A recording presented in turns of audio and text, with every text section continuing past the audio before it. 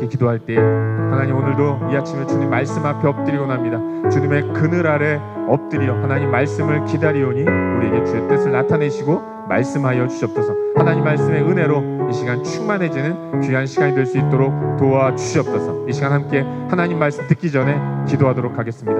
함께 기도합시다. 존귀하신 아버지 하나님, 이 아침에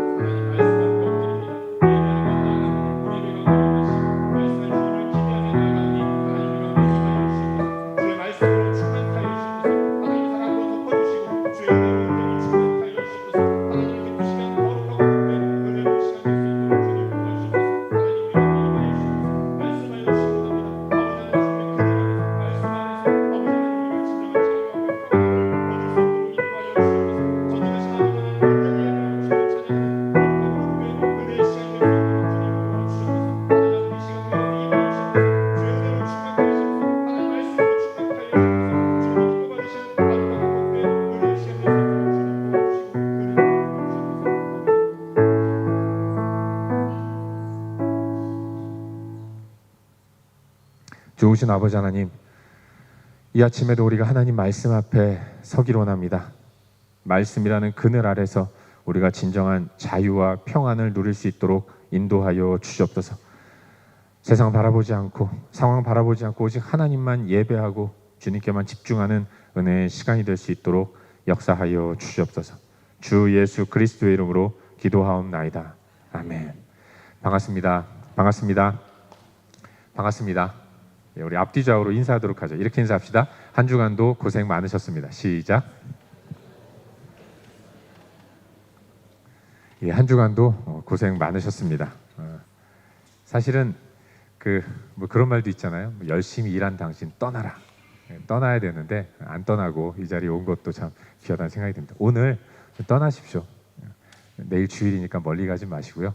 조금만 가까운 데 가서 좋은 거 보시면서 차도 한잔 하시고 또 마음도 좀 회복이 되시고, 그리고 거룩하게 또 힘있게 주일의 첫날, 한 주간의 첫날인 주일을 맞이할 수 있었으면 좋겠습니다. 일요일이, 주일이 한 주간의 첫날이잖아요. 하나님이 우리에게 한 주간의 첫날을 예배할 수 있도록 인도하신다는 것, 이게 얼마나 감사하고 귀한 일인지 모른다는 생각이 들어요. 하나님을 또 기대하는 마음으로 내일 거룩한 예배를 드리실 수 있기를 바라고, 그러기 위해서는 기도로 준비해야 합니다. 오늘 하나님 앞에서 예배하는 가운데 거룩한 주일을 잘 준비한 우리가 될 수 있기를 바랍니다. 설교 마치고 기도할 때 하나님, 내가 내일 주일 거룩한 예배자로 설 수 있도록 도와주시옵소서. 기도하시면서 주일을 준비하시기를 바랍니다. 우리 함께 하나님 말씀 보도록 하죠. 오늘 주신 말씀인데요, 예레미야 애가 2장 1절부터 10절까지 말씀입니다. 예레미야 애가 2장 1절부터 10절까지 말씀 우리 함께 보도록 하겠습니다. 한 절씩 교독해서 읽도록 하겠습니다.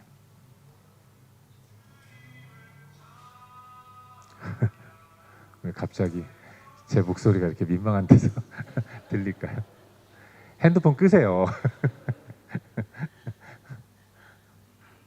어디서 나는지 찾진 않겠습니다. 한 절씩 교독해서 읽도록 하겠습니다. 제가 먼저 읽겠습니다. 슬프다, 주께서 어찌 그리 진노하사 땅 시온을 구름으로 덮으셨는가. 이스라엘의 아름다움을 하늘에서 땅에 던지셨으며 그의 진노의 날에 그의 발판을 기억하지 아니하셨도다. 주께서 야곱의 모든 거처들을 삼키시고 긍휼히 여기지 아니하셨으며 노아사 딸 유다의 견고한 성체들을 허물어 땅에 엎으시고 나라와 그 지도자들을 욕되게 하셨도다.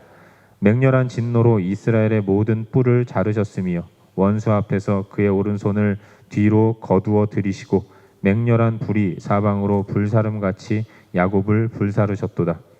원수같이 그의 활을 당기고 대적처럼 그의 오른손을 들고 서서 눈에 드는 아름다운 모든 사람을 죽이셨으며 딸 시온의 장막에 그의 노를 불처럼 쏟으셨도다. 주께서 원수같이 되어 이스라엘을 삼키셨으며 그 모든 궁궐들을 삼키셨고 견고한 성들을 무너뜨리사 딸 유다의 근심과 애통을 더하셨도다. 주께서 그의 초막을 동산처럼 헐어버리시며 그의 절기를 폐하셨도다. 여호와께서 시온에서 절기와 안식일을 잊어버리게 하시며 그가 진노하사 왕과 제사장을 멸시하셨도다. 여호와께서 또 자기 제단을 버리시며 자기 성소를 미워하시며 궁전의 성벽들을 원수의 손에 넘기셨음에 그들이 여호와의 전에서 떠들기를 절기의 날과 같이 하였도다. 여호와께서 딸 시온의 성벽을 헐리고 흙을 결심하시고 줄을 띠고 무너뜨리는 일에서 손을 거두지 아니하사 성벽과 성곽으로 통곡하게 하셨음에 그들이 함께 쇠하였도다. 9절 10절 함께 읽겠습니다. 성문이 이 땅에 묻히며 빗장이 부서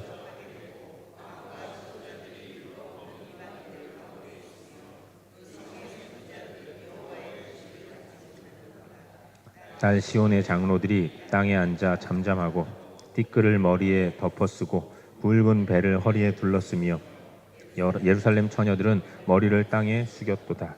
아멘. 이 말씀 예레미야 2장 1절부터 10절까지의 말씀을 본문으로 원수같이 되신 하나님, 하나님이 원수같이 되셨다, 이런 제목으로 하나님 말씀을 함께 나누도록 하겠습니다. 늘 인자하시고 좋으신 하나님이 이스라엘의 원수가 되었다는 거 아니겠습니까? 이것처럼 큰 충격적인 일이 없는데 오늘 보면은 그런 상황을 바라보면서 통곡하는 예레미야의 모습을 보게 되는 거예요. 여러분, 예레미야는 선지자 아닙니까? 근데 사실 선지자 하면 떠오르는 이미지가 굉장히 좀 강인하고 그리고 그야말로 좀 강력한 이미지로 느껴진다는 생각이 들어요. 선지자 그러면 솔직히 내 목에 칼이 들어와도 할 건 한다, 뭐 이런 좀 강단 있고 소위 말해 깡 있는 이런 모습으로 느껴지지 않습니까?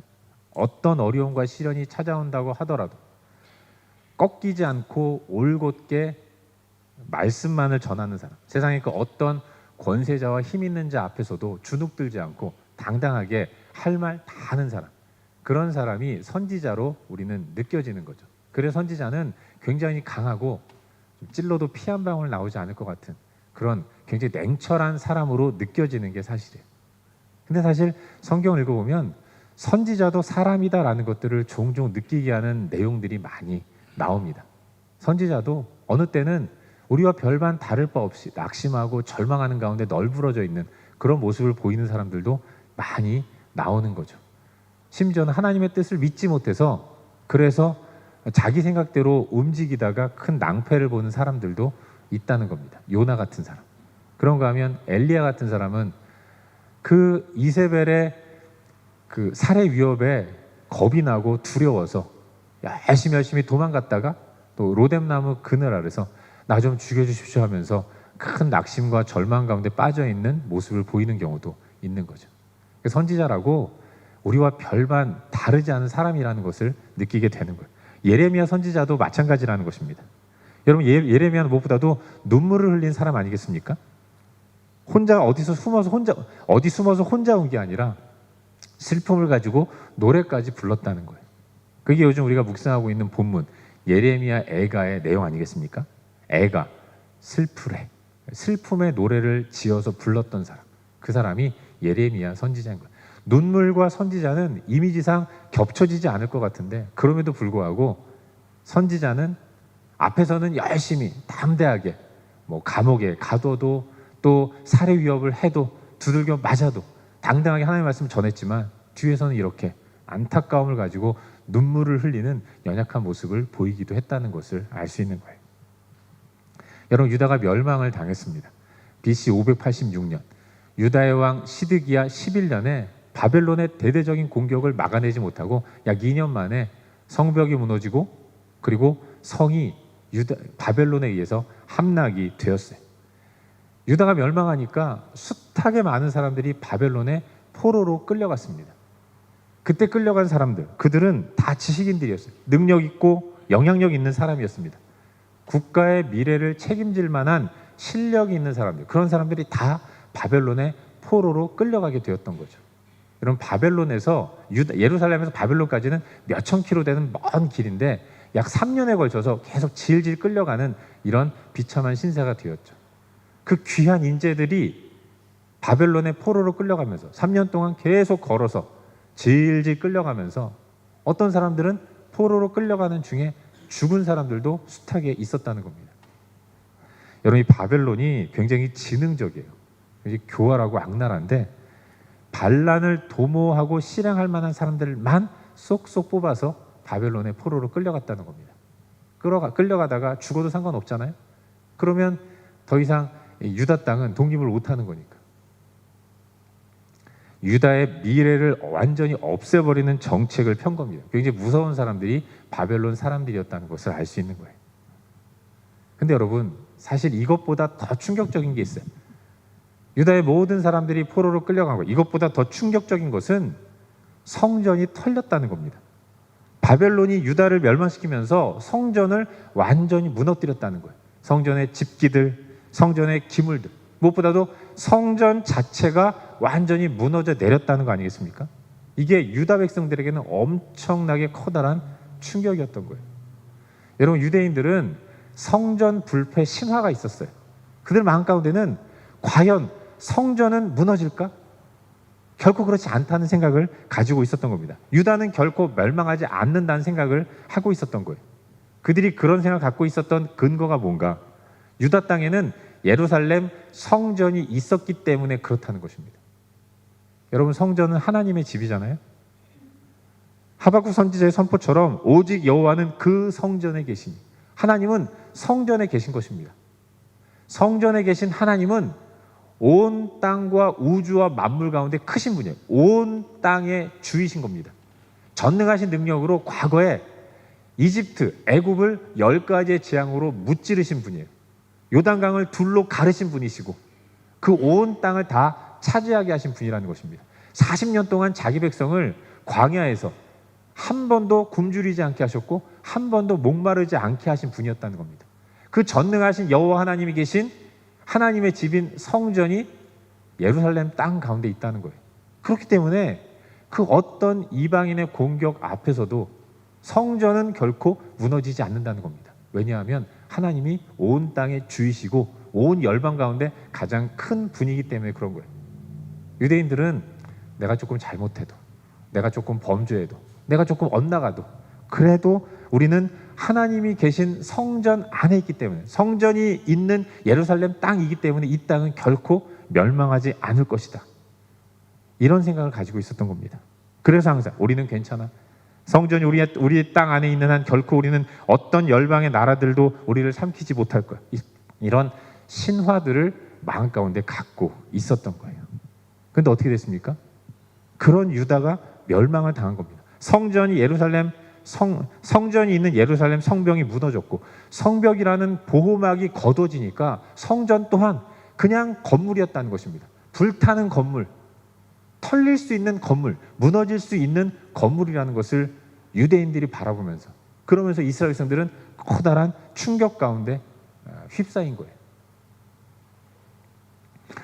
그런데 여러분, 우린 여기서 눈앞에 펼쳐진 현실에 대해서 서로 다른 관점에서 그 현실을 바라보는 유대인들과 예레미야 선지자, 이런 현격한 시각의 차이를 발견하게 돼요. 현실은 똑같습니다. 보여지는 것은 똑같아요. 유다가 멸망했다는 겁니다. 예루살렘 성전이 처참하게 도륙을 당하고 유린되었다는 것, 이건 예레미야도 보는 것이고 유대인들도 보는 거예요. 그런데 대부분의 유대인들은 성전이 무너지고 유다가 멸망을 당하는 것에 있어서 하나님이 직무유기했다라고 생각하는 겁니다. 하나님이 할 일을 안 하셨다라고 생각하는 거예요. 예루살렘 성벽이 무너지는 동안, 성전이 파괴되는 동안, 아니 하나님 도대체 뭘 하고 계셨대? 이런 생각을 갖고 있는 거예요. 여러분, 이런 생각을 갖고 있다 보니까 나오는 반응이 하나입니다. 원망이죠. 좀 도와주시지, 좀 막아주시지. 아니 전능하시다고 말만 하지 말고 전능한 능력으로 보호해주면 얼마나 좋았겠어. 왜 하나님은 할 일 안 하셔서 우리가 이렇게 비참하게 바벨론의 포로로 끌려가고 나라가 멸망당하게 만드셨는가? 하나님을 향해 원망을 갖고 있는 거예요. 이런 생각을 갖고 있다 보니까 그들은 왜 멸망했는지에 대해서는 생각을 하지 않는 겁니다.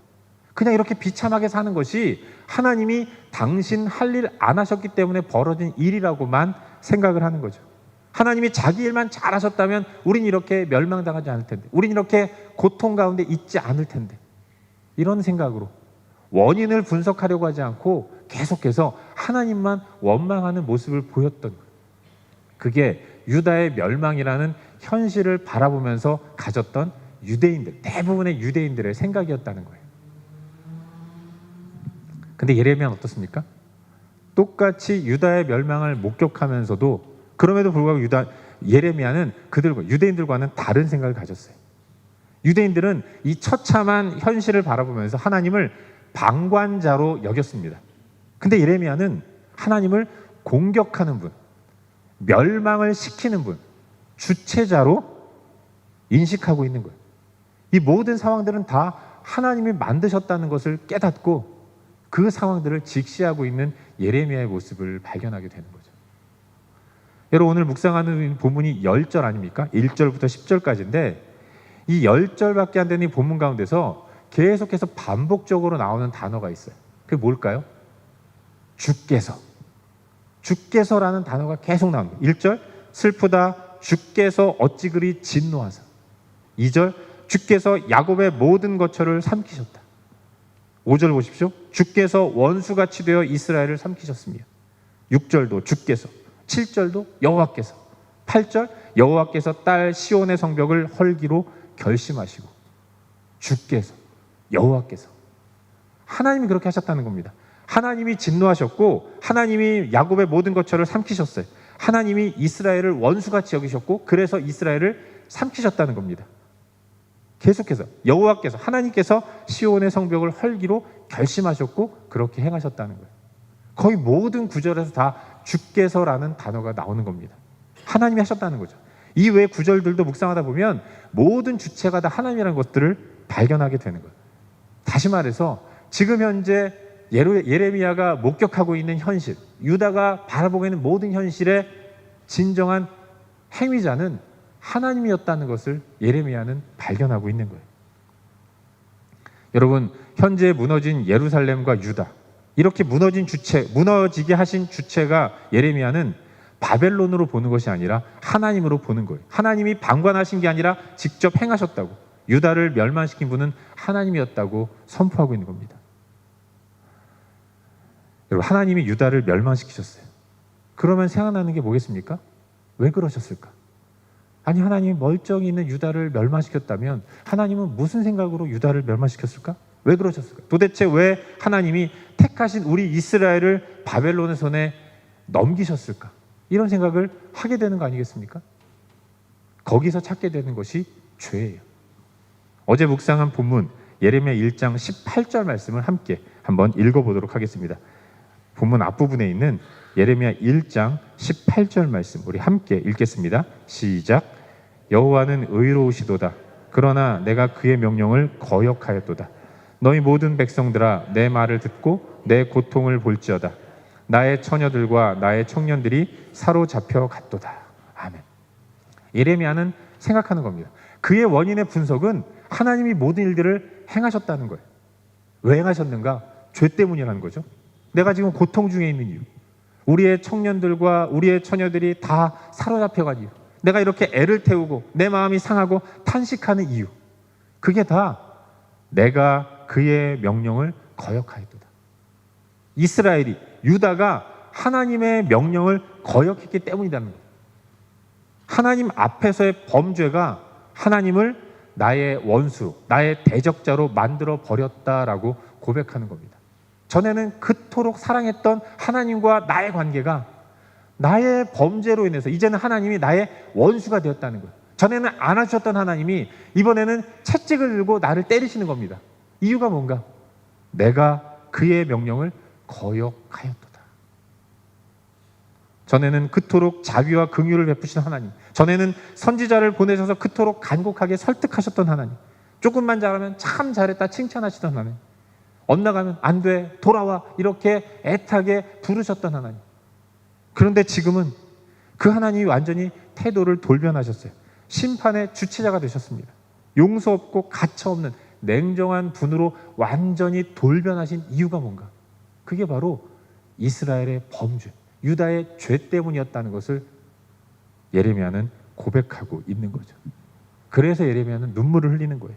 그 따뜻하고 풍성하고 푸근함을 허락하셨던 하나님이 이제는 관계를 끊어버리시고 나 너 몰라, 넌 나의 원수야 말씀하시면서 너무나도 잔인하게 우리를 대하시니까 그게 안타깝고 또 그게 무서워서 예레미야는 엉엉 울고 있는 거죠. 안타까움에 눈물을 흘리면서 써내려간, 불러내려간 노래가 예레미야의 애가인 거예요. 여러분, 예레미야가 우는 이유가 또 하나 있어요.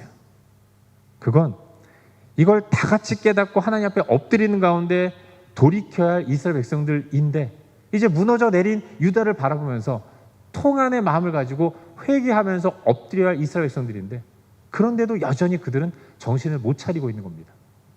나라가 멸망했는데 여전히 그들은 딴 생각하고 있는 겁니다. 전혀 개선의 여지가 없는 거죠. 여러분 기억하시지 않습니까? 우리가 지난 8월에 예레미야서 말씀 묵상할 때 바벨론이 유다의 백성들을 다 포로로 끌고 갔잖아요. 그리고 가나안 땅에는 빈민들만 남겨놨습니다. 그들로 하여금 가나안 땅에서 포도원을 지키면서 농사나 짓게 한 거예요. 그러면서 그들을 다스릴 지도자로 그달랴라는 총독을 세운 겁니다. 그리고 총독 옆에 바벨론 군사들을 붙여서 그달랴를 호위하도록 했습니다.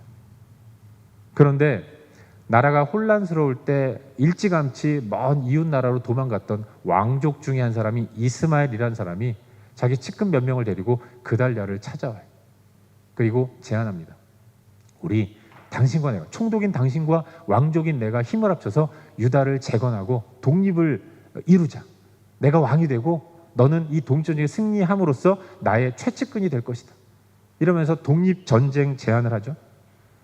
그달랴는 그 제안을 받지 않습니다. 아니다. 지금은 바벨론을 섬기는 게 하나님 뜻이다. 그러니 하나님을 신뢰하는 마음으로 하나님 명령하신 대로 우리 농사 잘 지으면서 기다리자. 하나님께서 정하신 때 이제 우리를 회복시키시면 포로로 끌려갔던 우리 백성들이 돌아올 때에 좀 기름진 땅에서 재건할 수 있도록 지금은 하나님의 뜻대로 바벨론을 섬겨야 한다. 이렇게 얘기했던 거예요.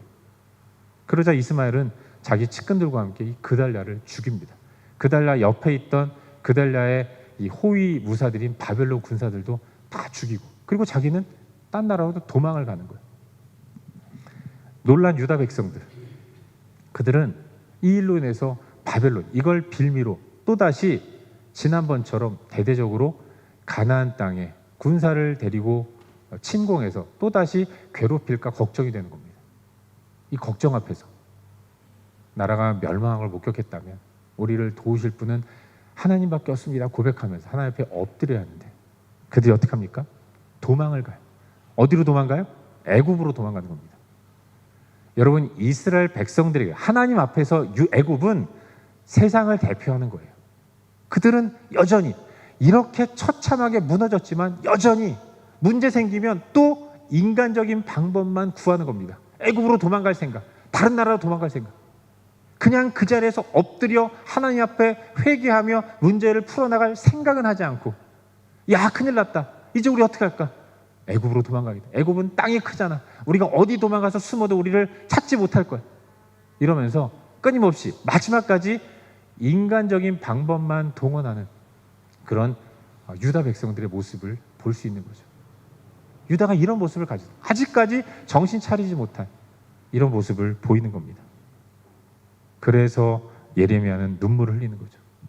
소망 없는 현실도 현실이지만 여전히 정신 못 차리고 개선의 여지가 없는 끊임없이 애굽에나 기웃기웃거리는 유다의 백성들을 바라보면서 실망하고 절망하면서 절망의 눈물을 흘리고 있는 예레미야의 모습을 발견하게 되는 겁니다. 사랑하는 여러분, 우리 삶의 모든 것들은 다 하나님께로부터 온다는 것을 믿으시길 바랍니다. 그래서 우리는 항상 문제투성인 현실을 만날 때 제일 먼저 하나님을 찾아야 하는 거예요. 내가 지금 맞닥뜨린 현실, 고달프고 극복하기 어렵고 괴로운 현실은 하나님이 허락하신 현실이라는 것들을 기억하는 가운데 문제 앞에서 인간적인 방법을 강구하느라고 아등바등 되는 이런 모습을 지양하고 우리는 하나님 앞에 먼저 엎드리는 모습을 가져야 하는 거예요. 종종 우린 하나님 인식할 때 도우시는 분으로만 여기는 경우가 많아요. 물론 그렇죠. 하나님은 도우시는 분이십니다. 성령 하나님은 보혜사라는 이름을 가지고 계시고 그분은 도우시는 분이에요. 하지만 하나님은 우리 삶 가운데 역사하신 분이긴 하지만 그렇게만 생각하고 인식하다 보니까 내 인생의 주체는 나라는 생각에 하나님을 그저 도움만 주시는 분으로 생각하는 거예요. 이러다 보니까 나는 결정합니다. 하나님은 도우시는 분이에요. 내가 내린 결정이 하나님이 도움을 주지 않으시면 그 하나님은 더 이상 하나님이 아닌 거죠. 그런 하나님 어디다 쓰나 하는 생각에 하나님께 등을 돌리고 내 갈 길을 가는 이런 모습이 일어날 수 있는 거 아니겠습니까? 하나님을 내 인생의 주인으로 여기는 것이 아니라 도움을 주시는 분으로만 치부하고 여기다 보니까 항상 나의 인생의 주인공, 내 인생의 중심은 나라는 생각을 잊어버리지 않는 거예요. 그래서 문제 생기면 그때쯤 하나님 도와주셨으면 얼마나 좋았겠어. 왜 하나님 나 안 도와주셔서 나를 이렇게 고통 가운데로 몰아가나. 자기 잘못을 생각하지도 않고 하나님이 안 도와주셨다는 것만 생각하면서 하나님 원망하고 이런 모습을 갖고 있는 거죠. 여러분 그렇지 않습니다. 나에게 일어난 여러 가지 일들 그 앞에서 우리가 제일 먼저 체크하고 돌아보아야 할 것은 나는 지금 어디에 있는가? 나는 어떤 자리에 있는가? 이걸 깊이 한번 생각해 봐야 하는 거예요. 여러분 다 그런 건 아니지만 하나님은 그것 좀 깨달으라고 때로는 어려움과 시련도 허락하시는 분이라는 것을 잊지 말아야 돼요. 모든 어려움과 시련이 다 내 죄 때문에 일어나는 것은 아닙니다. 고난과 시련을 죄의 결과로만 인식하는 것은 결코 바람직한 모습은 아니에요. 하지만 그렇더라도 우리가 예상치 못한 이런 일들을 경험한다면, 예기치 못한 어려움을 겪는다면 그때 자꾸만 외부에서 그 문제 해결을 찾는 것이 아니라 우선은 먼저는 나 자신을 돌아보아야 하는 거예요. 나는 지금 하나님의 자녀로서 자녀가 있어야 할 위치에 서 있는가? 이걸 깊이 한번 생각해보고 그게 괜찮으면 그 다음 스텝으로 왜 이런 일이 벌어졌지? 누가 문제일까? 내가 어떤 행동을 했길래 이런 일이 벌어졌을까? 자기 자신을 돌아보고 또 외부에서 환경적인 문제를 찾는 이런 순서를 가지고 나아가는 것이 바람직한 모습입니다. 여러분 내 마음에 불안이 있어요. 그건 다른 사람 때문에만 그런 것은 아닙니다. 내 상황이 어려워요. 이건 외부적인 환경 때문에 그런 건만은 아니라는 것입니다. 그렇기 때문에 우리는 우선적으로 나 자신을 살펴봐야 돼요. 점검해야 합니다. 그럴 때 하나님의 뜻이 궁금해지는 거죠. 나 자신을 돌아볼 때 하나님 왜 나에게 이런 일을 허락하셨을까? 왜 하나님이 나에게 이런 일이 일어나게 하셨을까? 좋으신 하나님임에도 불구하고 이런 일이 일어났다면 분명 여기에는 하나님의 뜻이 있을 거예요. 하나님 뜻은 선하시지. 하나님 분명 이 일을 통해서 좋은 결과를 주실 거야.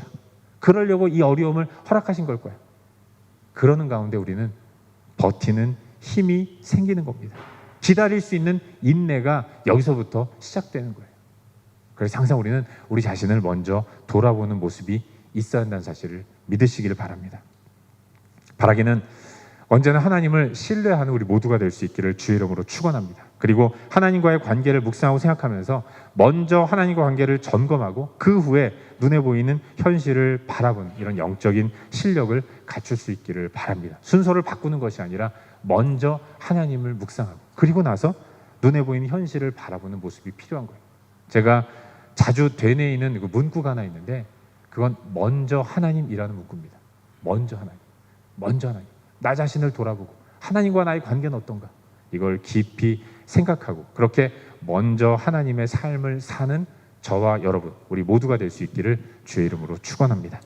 기도하겠습니다. 함께 기도할 때 말씀을 기억하면서 묵상하면서 기도하기를 바랍니다.